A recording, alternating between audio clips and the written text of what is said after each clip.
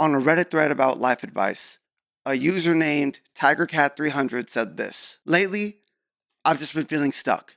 Not like something bad happened. Just nothing's really moving. Wake up, go to work, come home, scroll my phone, sleep, repeat. It's like my brain's on autopilot. Like I'm waiting for something to happen, but I don't even know what. And on today's episode of Healing with August Wild, we are going to try our best to give TigerCat300 some life advice, something that I've gone through as well. Let's go ahead and get into it. I was 100% in this exact position in life. I was lost. It sounds like a purpose issue where you're not doing things with intention. You're not doing things like as part of a bigger goal for yourself or for your life or for anything. You're not doing things to help yourself grow. There's just like an overall lack of purpose in what's going on in your life. That I know that's a bold assumption, but that's just what it sounds like. So when I say purpose, what do I mean? For me personally, my purpose in life is to help people, as many people as I can help. And the way I do that, or the way I choose to do that, is through my content, through my story. And I might not be getting a lot out of like my views at this current moment, but I'm still working with intention. My first video of Healing with August Wild, it got 2 comments. One's from my wife and one is from somebody I don't know. And maybe I helped that person out. And that helps me. That helps me with intention, or with my purpose, I should mean. I still have that purpose. That's why I do this. So every time I make a piece of content, even though it might not do the numbers that I would prefer that they do, so I can do it as a living, and when I do it as a living, help as many people as I can, like on a bigger scale, I still feel good about myself and my life because what I'm doing has purpose. I'll give you an example of what that doesn't look like. I'm also a hip hop artist, right? And we will make content of like me just like rapping at the camera and post that short form content out there for the people to see. Now I understand why that's important. You want to get your name out there, but if I'm not, me personally, if I'm not telling a story, I have a difficult time feeling like there's purpose behind it. Not that it's a bad thing. It's more so this isn't what I'm trying to do for people. This isn't what is fulfilling to me. My regular job, my 9 to 5 job, it pays for my bills. It pays for the house that I'm in, the equipment that I use. So I'm very grateful for that, but it still doesn't fulfill my purpose. But later in the episode, I'm going to tell you about how I found a way to view it as living my purpose. But AI, what do you think about everything I just said? You mentioned a lack of purpose, and you're right. What most people describe as feeling stuck is often a disconnect between motion and meaning. Mm-hmm. They're doing things, going to work, paying bills, showing up, but none of it feels like it matters. Right. That's where purpose comes in. But here's the twist. Mm-hmm. Purpose isn't something you find, it's something you give. Something you Most give. people are waiting for life to assign them meaning. A Mm. dream job, a breakthrough moment, a relationship, a sign. But in reality, Mm. you assign meaning by deciding what you stand for and then aligning your actions with it. Deciding what you stand Feeling for. stuck isn't a sign of laziness. It's a signal from your nervous system. Mm. This current version of life isn't emotionally rewarding anymore. Wow. And like you said, it's not about views, money, or praise. It's Mhm. about feeling like you're building something, Right. even if it's just one brick at a time. I think the most impactful thing that AI just said right there is purpose isn't something you build, it's something you give. Or sorry, purpose isn't something you find, it's something you give. But actually, the most important thing is most people are waiting for life to assign them meaning. Like you're just going to stumble on something, life is just going to hand you something. Now, I do believe in the universe handing you signs, giving you signs, but they're not going to hand you a job. Like no one's going to drop from the sky and say, this is what your purpose is. Like you're going to find that through your journey. So let's go ahead and move into segment 2, something that I like to call You Are Not Alone. So I'm going to list off some statistics, and these statistics are not meant to say your problems disappear. It's just meant to say like, hey, this is where you fit in the bigger scope of things, in the grand scheme of life. So here are some statistics, right? Oracle and Workplace Intelligence in 2021 said more than 70% of people report feeling stuck or trapped in their routines at least once a week. Gallup in 2018 said 80% of Americans, I don't know where you're from, but 80% of Americans say they don't have a clear sense of purpose that makes their lives feel meaningful. And there was a Harvard Human Flourishing Program in 2020 that said a Harvard study found that young adults aged 18 to 25 are most likely to feel aimless, but also the most likely to feel deeply unfulfilled when they lack structure. And one Poly survey said in 2022, perhaps the most haunting, 1 in 4 people admit that they are living life on autopilot, going through the motions without feeling present. So I listed off 3 different statistics, right? And I'll go through them quickly again. 70% of people feel stuck in their routine at least once a week. 80% of Americans say they don't have a clear sense of purpose in their life. And 1 in 4 people, so 25% of people, feel like they're just on autopilot. So what does this mean?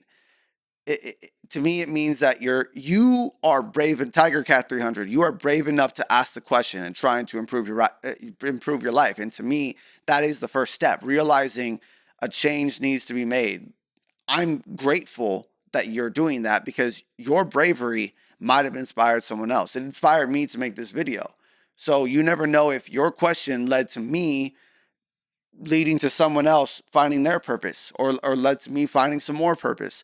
There are bigger issues here that I want to discuss. So we're going to go ahead and go into segment 3 of this episode of Healing with August Wilde, where I use AI to essentially interview me, talk and go back and forth with me about how did I find purpose when I felt just like you felt. I felt lost in life and on autopilot. Let's go ahead and go into segment 3. So it's not just going to be an interview. I want to use research that's backed by you, AI, to talk about the bigger issue behind this Reddit post, right? So let's go ahead and get into it. Give me something about living life on autopilot or feeling stuck in life. 1. Autopilot living leads to emotional numbness. When you repeat the same routine without reflection or intention, your brain starts suppressing emotional responses. That means fewer highs, but also fewer real connections. The result? Okay. You're technically alive, but not truly living. Your brain starts suppressing emotional response. So fewer highs, but fewer real connections. Like I definitely feel I have felt that way in my life before because when I was in college, and I mean, regardless of my drinking stuff, I wasn't like living purposefully. So therefore I wasn't building real connections. I was doing a lot of stuff that would survive a moment. Right. So what it did was after college, now I don't have any real connections. Right. And I would consider that my fault. And that's not to say I'm a bad person. That's just to say that I like there is emotional numbness to living on autopilot. There's an emotional numbness to not building real connections with people or things or processes. So I think that's a very important one. 2. A lack of purpose affects physical health. Studies have linked a strong Mm, sense of purpose to lower rates of stroke, heart disease, and even Alzheimer's. mm. When that purpose is missing, your body notices. You're more likely to experience fatigue, insomnia, and stress-based illnesses. So a lack of purpose also affects your physical health. So for anybody listening or who might have doubted like the mental health space before, if you don't take care of your purpose, which I believe leads into your mental health, you're also affecting your physical health, right? The fact that it's linked to like stroke, heart disease, or fatigue, insomnia, and like stress-based stuff, like that to me that says a lot. I don't even know what more I can add to that. That's shocking to me. 3. The culture rewards performance, not presence. Mm, We glorify being busy and being productive, but never being whole. So mm. people stay in toxic jobs, stagnant routines, and surface level friendships, Surface. afraid to make a change unless it looks successful from the outside. People stay in toxic jobs, stagnant routines, and surface level friendships because we reward performance and not presence, right? So that's when someone's like, hey, like this person's busy. They're always on the move. They're always doing something.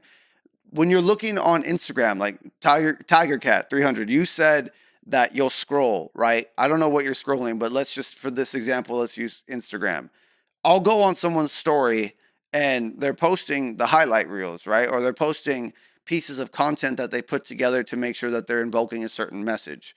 And I don't blame them for that, but us as the viewer, we might compare ourselves to that and to what's going on and say, this person has it all figured out. I'll go ahead and use me as an example. You might be looking at this and whatever opinion you form about the quality of the audio or the video, that's up to you. But you might be looking at this and thinking, oh, this guy seemingly has it all together. And I'm going to be the first one to tell you, no, I do not, right? This isn't a real chain.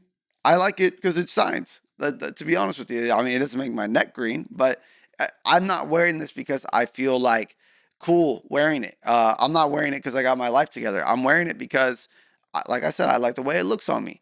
And that is more about presence than performance. But if you don't know that and you're just scrolling and you see that, then you're like, oh wow, this guy might have stuff going on. Or forget about the looks piece. If you see that, if you know me in real life, and you see that I'm making a podcast, I make other video content, I make long form content, short form content, I make music, and you see that I'm always busy and I'm always on the go, you might mistake that busyness for purpose, and that's not always true. Busyness is just, you, by definition, your time is occupied most of the time.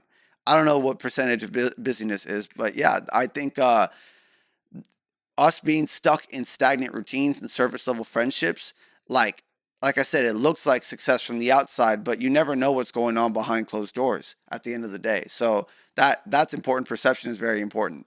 4. People fear wasted effort. We've all tried something and had it fail. So the next time we want to try, we stall. Stuckness isn't just about laziness, it's about protection. If I don't try, I can't fail again. And maybe the deepest cut, when you feel stuck, but you also feel like you shouldn't, it adds shame on top of sadness. Right. You're not just low, you feel guilty for even feeling low. This is why it matters. Because people aren't just stuck, they're starting to believe it's who they are. They're starting to believe it's who they are. So people, it's fear. It's like so what we're saying is the fear-based thing, and I'm not sure if this is true, but on Instagram I saw this post, right, where it said humans are born with two fears: loud noises and heights, and then everything else is like a learned environment. So let's assume that's true, because I mean, to be honest, it does sound a little true. The other fears you learn from your environment, right? So if you grow up in an environment, this is just my opinion, if you grow up in an environment where everyone around you praises the people who have like that routine life. Oh, you got married, you have kids, you have a house. That routine, it's like you confuse that with your purpose. And what do we know about divorce rates? What do we know about single family homes, right? Single family parents. Just because someone goes through the steps does not mean those are the steps that they wanted to take or the ways they wanted to take them. I'm 30 years old. I wanted to be a hip hop artist when I was 18. It's 12 years ago. And I would say I barely started getting any type of motion, and still it's nowhere near close to paying my bills, right? So it would be, I can understand how people can feel lost in that. I personally don't feel lost because I found a way, like I said, I'll mention it later in the episode. I found a way to turn my 9 to 5, quote unquote, into a more purposeful thing in my life, right? But when you feel stuck and you feel like you shouldn't, and you feel that shame or that sadness, it's hard to break that cycle. So to me, that's like a very difficult thing to do, and I can understand that. So that makes a lot of sense to me. Before we move on, what do you wish someone had taught you earlier about getting unstuck? And what tools do you still feel like you're missing? What do I wish someone had taught me earlier about getting unstuck? That it's a thankless job, right? Like no one is going to, your closest friends aren't going to hand you flowers, like not physically, but like, they're not going to give you your flowers like, hey, good job at being unstuck. Like a lot of us don't even say, hey, I feel stuck in life. Like Tiger Cat 300 Like I said, I think it's very brave that you did what you did, because people don't even make it to that point, right? So I wish that I knew that people aren't going to like cheer for you, or um, like even if you make them aware of it, they're not necessarily going to cheer for you, right? And what tools do I still feel like I'm missing? I think it's just that reassurance piece, right? Like we look for reassurance in other people. We wish that other people, like I just said, we wish that other people would be like, "Hey, keep doing what you're doing. You're great." I'll be vulnerable for a second. In music is very subjective, and there's a lot of it, right? The market. I'm not going to sit here and say it's oversaturated, but the market. There's 100,000 songs uploaded every day to Spotify, and I might be one of them on one of these days. So it's hard for me when I'm in crowds watching other performers perform, and I see people walking up to them after the show, and they're like, "Man, like I haven't had that experience before," right? You feel like you need that other person to, like, that one person to just walk up to you and say, "Hey, you're doing a good job," for you to feel reassured. Okay, my music isn't bad, or this thing I'm making isn't bad. But I had to step back and say, the value, I know the value of this thing. It just hasn't been discovered by the right crowd. Maybe I don't know how to market it. Maybe there's a plethora of different things that I don't know about, because I'm not a business major. I'm not a music business major. And yeah, that consistent reassurance is the tool I feel like I'm missing. In segment number 4 of this episode of Healing with August Wild, I'm going to put myself in the assumed perspective of Tiger Cat 300, put myself in this person's shoes, and ask AI to help me through the situation. So let's go ahead and get into it. Okay, so I hear what you're saying. The stats are nice, but I don't feel like I know where to start in terms of finding my purpose. You don't need a 10-step plan. You just need one small moment that feels different than yesterday. So ask yourself this, not what's the big change you need, but what's one thing I haven't done lately that makes me feel like me? It could be something simple. Putting your phone down and walking without music. Writing out a thought you've been scared to say out loud. Reaching out to someone just to say, I've been off lately. Right. You don't need to know your whole purpose, but you do need to interrupt the loop.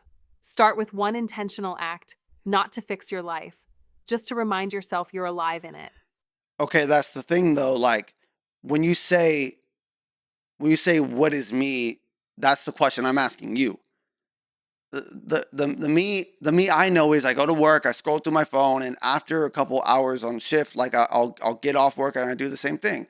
And like this is who I am. I don't know where to start when it comes to defining who I am. You're giving me a lot of great tips, but how do I go about doing that specifically? What would you offer me You're there? not alone in that question. Most people don't choose who they are. They inherit it from routines, survival, and environment. But here's the truth no one tells you. Who you are isn't what you do, it's what you value. So instead of asking, who am I? Ask, what do I care about, even if I've never acted on it? Mm-hmm. What frustrates me about the world? What kind of person do I admire? And why? Because those things, that's you, Mm-hmm. talking in the background, not the scroller, not the employee, not the version stuck in a loop. You start figuring out who you are by observing what pulls at you, what lights something up inside or pisses you off in a way that makes you want more. Mm-hmm. Let yourself borrow inspiration for now. Try on new experiences like clothes. Mm-hmm. You're not committing to an identity. You're just building a closet. You Okay. said, this is who I am, but I promise you, you're describing your pattern, not your person. Okay, all of that sounds great, but we're still missing the problem. I don't know where to start.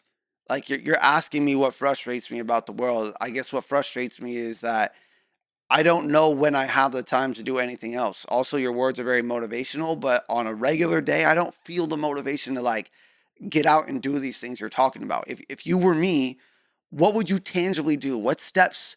Give me tangible steps that I could take to do the things you're talking about. Assume I have nothing. Assume I'm 25 years old and lost in the world. What would you do if you were in my shoes? All right, I'm 25.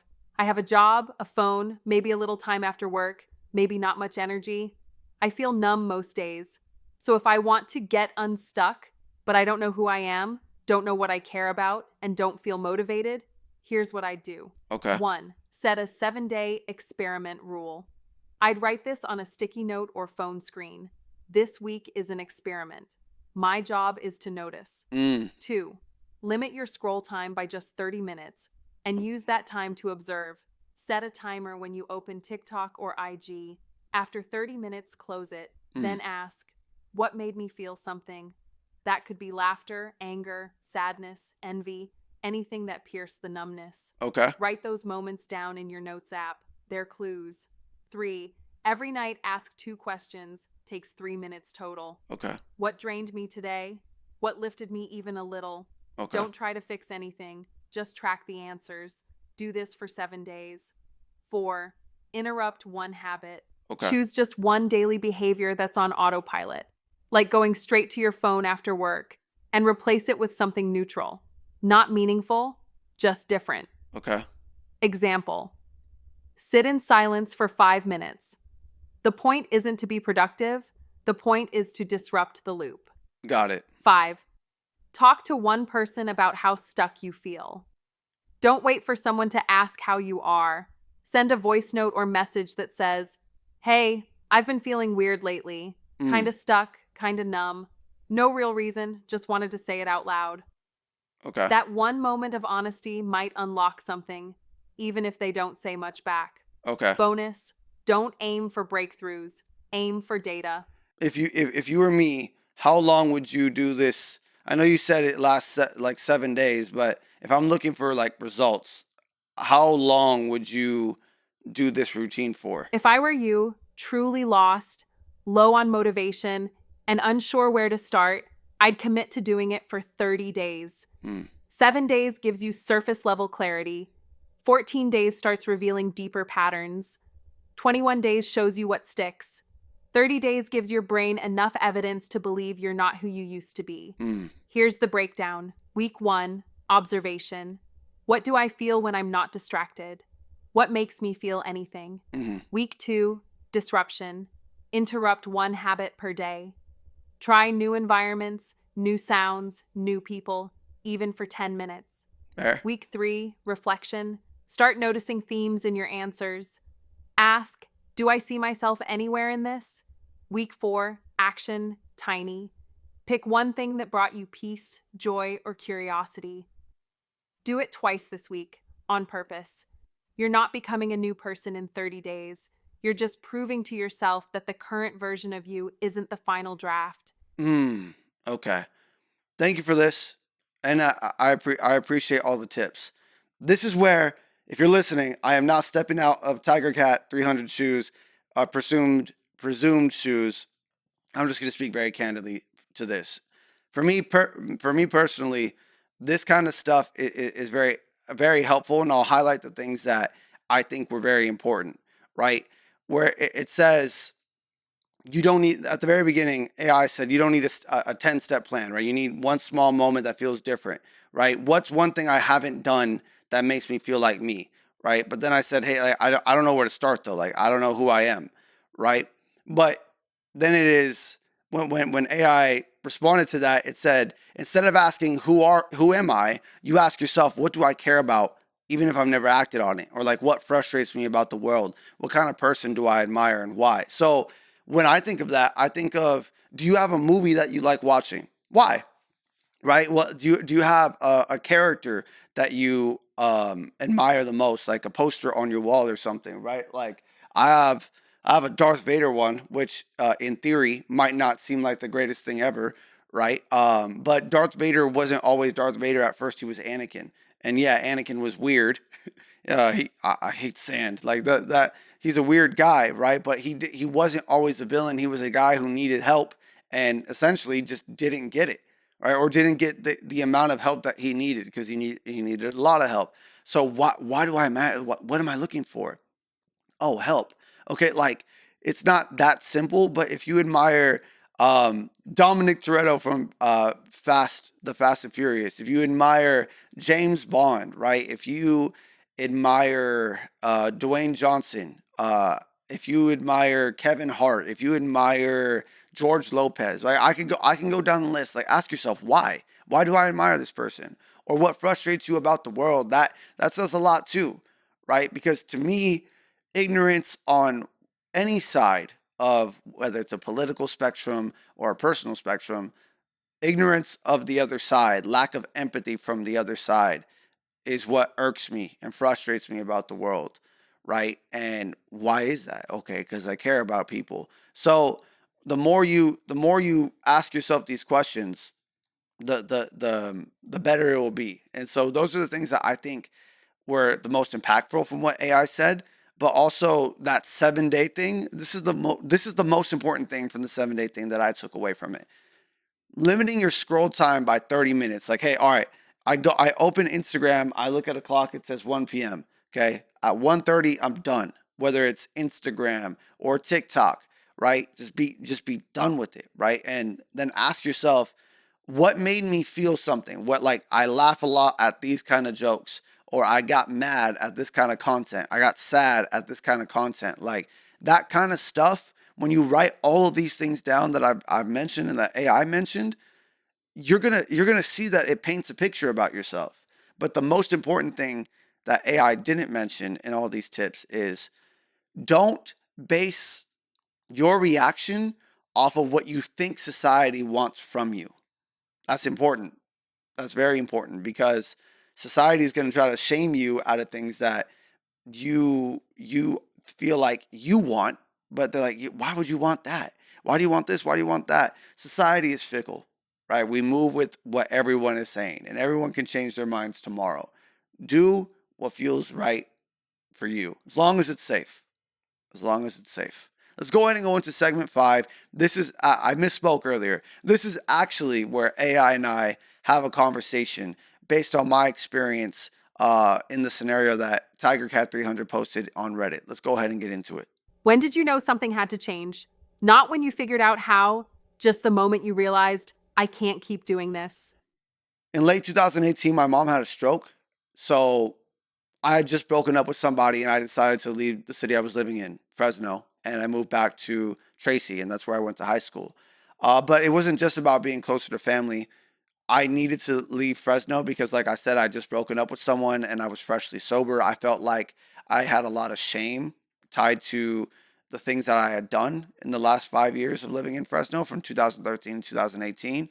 So when I got to Tracy, I moved in with someone I consider my best friend, like my brother. Like, he and I spent a lot of time together during high school, and like I said, we shared everything together. And I didn't keep up with this guy throughout college because I was chasing this fantasy world instead of building real friendships. But in 2019, when I came back to Tracy, I said, okay, we're gonna be friends again. But that didn't go the way that I expected. He did something that I feel like most people would consider betrayal, but I'm not going to talk about that on this episode. And I try to give him grace because I felt like it was like a one off, but it just every day was like that. And my day to day at the time was, I was working this night shift from 6 p.m. to 6 a.m., Sunday to Thursday morning, and I was sleeping during the day. So I never had the opportunity to really run into him unless it was before I go to work, right? We're talking about just like a couple minutes. And on my 3 days off, I would spend those in silence. Like, he would either stay in his room, go spend time with his own family or with his own friends. And that's fine. But it was just like the sobering thought of, I left Fresno because I felt like I didn't have a lot of true friendships there. And the ones I did have, they were very busy at the time getting into their actual careers and stuff. So I left Fresno to come here to be to my closer, like with my close friends. But now I'm here sitting in silence. And I mean actual silence. No music, no podcast. I would play video games and I wasn't even like turning on the TV for that, or turning on the audio for that. Right. So I was in this loop. I wasn't creating. I wasn't healing. I wasn't living in purpose. I was just a shell of myself. But that wasn't the moment I knew I had to change, because that was just like a collection of things. But the moment I knew I had to change was on July 4th of that year. I went on a San Diego trip with my closest friends from Fresno. But one guy that's in that group, like, he really made me feel like I didn't belong. Like, he was very silent. He was cold. He wouldn't look me my fucking face, and like it I tried to call it out and I just got like ignored, to be honest with you. And I'm not saying that on like some victim shit. It's just like they didn't know what I had going on, so this didn't help the situation. So after that San Diego trip, I started like feeling like, man, this is me, right? Between leaving a painful city and walking into an empty city, I realized like I couldn't keep looking to other people for my purpose, even if they were my close friends, even if they meant well. Because I know no one, with the exception of the guy I was living with in Tracy, no one had actual ill intent. I was the one who had to realize I can't go to anybody else for my own purpose. I had to build that myself. So that San Diego trip, with the context of the life I was living, was the moment I knew something needed to change. After that shift, after realizing you couldn't look outward anymore, what was the very first internal or external action you took to start building your identity from within? Even if it felt small or awkward or you didn't know what you were doing, what was step one? It's funny you say that because, like I said, that was July, right? My first year sober, which on that actual anniversary day, I spent it driving back from San Diego to Tracy. And in August, I ended up getting sent to my corporate. I got sent out of state to a state I had never been to, because that's where my job's corporate headquarters was. And after that, the first thing I did was I tried to find purpose in my work, like I've been mentioning throughout this episode. My job, the one that pays my bills, my 9 to 5, has nothing to do with what the thing I want most out of this life, or the thing that I want to do with my life, which is music and content creation, right? Helping people through entertainment or education, however you want to put this, right? But with that being said, I couldn't change my situation. You can't just up and decide, hey, I'm going to go viral and make a career out of it. I mean, I guess some people get lucky, but that's not my story. This job I had was my second job ever. So I couldn't just up and get a new job, especially one that was paying me what this was paying me at the time. So I said to myself, let me try to find something in my job that aligns with my purpose. Or maybe there's a job in my company that aligns with my purpose. And what I did was I just kept working towards whatever that was. I knew what the title was. I knew how to get there, so I just kept working towards it instead of like, okay, I don't like this job, so I'm going to quit. And that ended up happening like over time. But life also happened, right? My family, late in 2019, they lost their apartment, so they had to move in with me. And there was too many of us in a confined space, so I ended up getting a house for all 4 of us. And that felt very good at the time because I felt like I'm helping people, right? That's what I wanted to do when I was growing up. I wanted to help my family. So it was like once you find your purpose in whatever situation you have, it's almost like life will move you towards that purpose as long as you stay on that path and you stay motivated by that mindset. You started to rebuild through work, through supporting family, but that early part of the process had to be shaky. Mm-hmm. Was there a moment where you almost gave up on the idea of building something bigger for yourself? Oh yeah, And if so, what helped you not Ab- give up? absolutely. What helped me not give up? I almost cut you off. So yeah, I almost gave up. Absolutely. Because early on when I had moved from Fresno to Tracy, or like back when I had moved from Fresno to Tracy, or back to Tracy from Fresno, one of the things that my Fresno friends told me was, you need to go back on Tinder, right? So right before I moved to Tracy, my roommate said, hey, you got to get back on Tinder. You got to sleep with as many women as possible. And I know that sounds crazy, but he knew what I had gone through in that relationship, right? And he felt like that would have helped me. And that very first night that I had left my most recent ex, like I did it. And I'm not gonna lie to you, it didn't feel good, right? So I stopped. I like deleted all the dating apps off my phone because like it was just a very empty feeling. So when I moved back to Tracy, I thought by moving in with this friend that we were gonna speak every day, we were gonna go like build new memories, we were gonna go on adventures just like we used to, right? But that's not what I got. What I got was betrayal and silence. So I ended up going back on the dating sites and doing exactly what I did in Fresno that very first night, and it felt empty because this time I didn't stop, and I wasn't pursuing music at the time. Like I said earlier, I was like a shell of myself. So I wouldn't say that I almost quit in the sense of like I said the words I quit, but I wasn't putting forth any effort towards finding my purpose. Looking back now, knowing what you know, what was something you thought was helping at the time but was actually keeping you stuck? That's a good question. What's something that I thought was helping and was actually keeping me stuck? I feel like the easiest answer would be the physical relationships that I was just talking about, but um, I already answered that way, and I wouldn't say that it was keeping me stuck. It just felt like empty. Um, so what was keeping me? Okay, this is what was keeping me stuck was like what I thought was helping me with the video, like the days that I wasn't, chasing physicality, was on the weekends I would play video games. And I would play video games that I had already beat that reminded me of the good times. So, for example, I love Assassin's Creed, and they had a game that came out. I want to say 2015. I was playing it. It was called Assassin's Creed Syndicate, and like I said, it reminded me of the good times playing that game. But like I'll never forget summer 2015. Like I was living in the fraternity house and there weren't a lot of people living there because school was out. So I felt very connected to the people who were living in the fraternity house at the time. It might have been like less than 10 people. And my closest friends would like visit the house from time to time, and there was no distractions. It was just like we were able to connect with each other on a deeper level. So playing those games, like I thought was helping me heal, but really it was just kind of like keeping me in the past, and it felt like purposelessness. Like I was trying to connect to something by looking like by staying in that time period. But now that I look back, it kept me in the past, and I was already moving somewhere that was the past. So it was like past inception. You know what I'm saying? Like it wasn't helping me at all. Last question in the interview.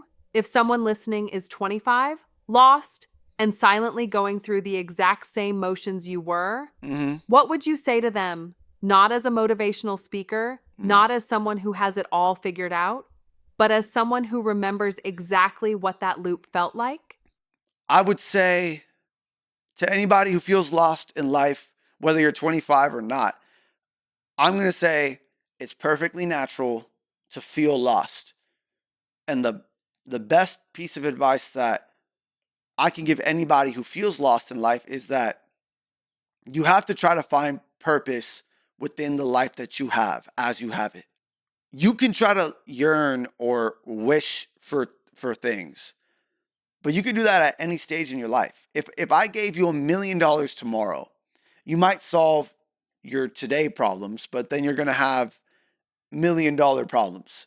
You're going to learn not everything can be solved with the level up. You just learn new problems. The real issue is your purpose. The real issue is not being grounded in where you're at and trying to be so focused on where you want to be. Focus on where you're at. Do the best with what you have and try to find purpose within that. I didn't go to school for what my job is, what my 9 to 5 is, for what my career is. I didn't go to school for it. As a matter of fact, there are many times where, like I said, I I was down to quit the job, but I didn't have the experience to go get another job that was paying me what the job was paying me. Right? I wanted to quit the job because it's just too hard. It's too difficult. But then I realized, okay, what is it I want to do with my life? I want to help people. So I found a way in my job to help people the best way I could. And it did make my job more enjoyable. It didn't make it easier, but it made it more enjoyable. And it did make it more purposeful. And the next thing you know, the more you find purpose within your day to day job, the thing that you might not want to do, the more life tends to shift towards, hey, you know what? We have this promotion for you. And this promotion is going to move you to a city where you could be closer to your purpose. And you might not even know it, right? Life is going to, like I said earlier, life might just start handing you stuff the more you start looking for, okay, I have purpose in this. And then the more steps you take in that direction, the next thing you know, you're living your purpose, even if it's not the way you thought you were going to live it. So To summarize, when I was 18 years old, I thought I was going to be this hip hop artist that was going to travel the world. And maybe I still can be, but not an 18-year-old one. Maybe I had to go through what I went through in college, with this job, with life, to really have the tools needed and necessary to help people. Because when I was 18 years old, yeah, I could have said that I struggle with identity issues, for sure. But there was no heavy context to it at that point, outside of a couple examples here and there. Going through what I went through in college, even though I put myself through it, that allowed me at the end of that to be able to share my story. At the time of this recording yesterday, somebody like had tears in their eyes saying, I appreciate you being so vulnerable because I feel like a lot of us go through that stuff. Just one person saying that tells me, keep going. This is your purpose. It wasn't what you thought it was, but it's what it is now. Find purpose within that. What would you say? What do you think of my approach, AI? Would I recommend this path? Absolutely. With one addition. While you did everything internally, and that built incredible self-trust, having a community of support or even just one consistent person to talk to might have softened the loneliness of that journey. Not Right. everyone has that, but if they do, I'd encourage them to use it. Okay, so let's say someone doesn't have someone, like you just said, let's say someone doesn't have that. Like, what would you suggest at that point? 1. Start talking to yourself. On purpose, seriously. Record voice notes even if they never get sent. Talk out loud during a walk. Wow. Start a journal or a private doc. Not because it's deep, but because silence turns heavy when you don't empty it. Your thoughts need somewhere to land besides the inside of your head. Right. 2. Find anonymous community spaces. If face-to-face connection feels impossible, start with anonymous connection. Some good starting points. Reddit. R, deciding to be better. Okay. R, true off my chest. Support groups via apps like Wisdo or TalkLife. Oh, okay. Peer-to-peer text platforms like 7Cups. You don't need to be vulnerable right away. Just observe how people navigate what you're going through. Right. 3. Consume content that speaks your language. Music, This one. podcasts, interviews, poetry. Find content that reflects the version of you you're trying to grow into, not just the one you're stuck in. When we don't have people to talk to, we borrow voices from creators who've survived the same silence. Right. 4. Build a who I'd want in my corner. Yeah. List. Write down the kind of friend you'd want, the type of questions they'd ask, the kind of energy they'd bring. Nice. Now start being that person to yourself. It Woo! sounds corny, but it becomes your blueprint for future connection and the version of you that attracts it. No, hold on. That twist ending right there just blew my fucking mind. Build a who I'd want in my corner list, right? Write down the kind of person, the kind of friend you want, the questions they ask, and the kind of energy they bring. You're like, oh, I want this in a person. And be that for yourself. That's not corny to me. That's genius, because the law of attraction is real. If you start being that, you're going to attract that. In my life, I've had a lot of negative interactions, a lot of them. And I had to look at myself and say, well, you're bringing that onto yourself. You're the one who talks a lot of negativity. Yes, it could be for your music, but you're still doing it. So the law of attraction is very real. So what I want to do is I want to move into the final section of this episode of Healing with August Wilde, a section that I like to call Frequently Asked Questions and Weekly Challenge. Let's go ahead and go into it. So something that I had asked myself going through this, like, it's what if I genuinely don't care about anything anymore? And AI had this to say. It's a more common thing than people think. It's usually a sign of an emotional burnout or suppressed grief. Instead of forcing passion, shift your goal to curiosity. Ask yourself, what used to make me care? Or what almost made me feel something recently? Start there, even if it's just curiosity fuel. The second question I asked, how do I find purpose if I hate my job and I don't have time for hobbies? This is what AI had to say. You don't have to love your job, but you can look for alignment in small ways. Can you support others? Can you make someone's day easier? Can you shift your attitude towards service, growth, or learning? If not, purpose can live in how you show up, not just what you do.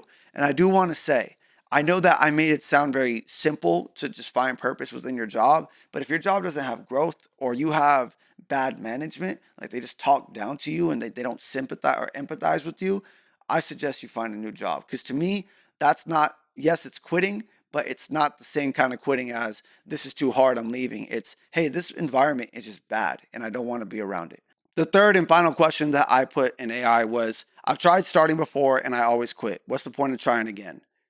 AI had this to say: the point isn't perfection, it's progress. The fact that you want to try again means you haven't given up on yourself, even if it feels like you have. This time, start smaller, track patterns, not results. You're not failing, you're just refining the process. So, with that being said, I want to go into this week's challenge, and I call it 30-Day Identity Experiment Week 1. For 7 days straight, I want you guys to do the following. Step 1, interrupt one habit loop. Replace a routine behavior like scrolling after work with something new, anything. It could be walking to the park. It could be meditating for 5 minutes. Just replace it with something. Number 2, write down one thing that made you feel something. It could be anger, boredom, frustration. Just it made you feel something. Something that took you away from autopilot and made you notice your emotions. Number 3, each night ask yourself, what drained me today? What lifted me today? Even just a little bit. So do that for 7 days straight. Don't try to fix something. Don't try to judge yourself. Just notice these things. You're gathering this information on your identity, not trying to build a brand new person. Thank you guys so much for watching another episode of Healing with August Wild. I am August Wild. I'm a hip hop artist from California on a mission to try to help people grow and learn from my mistakes in life. If you like this episode, or even if you didn't like this episode and you disagree with my points, please consider subscribing, liking, and commenting.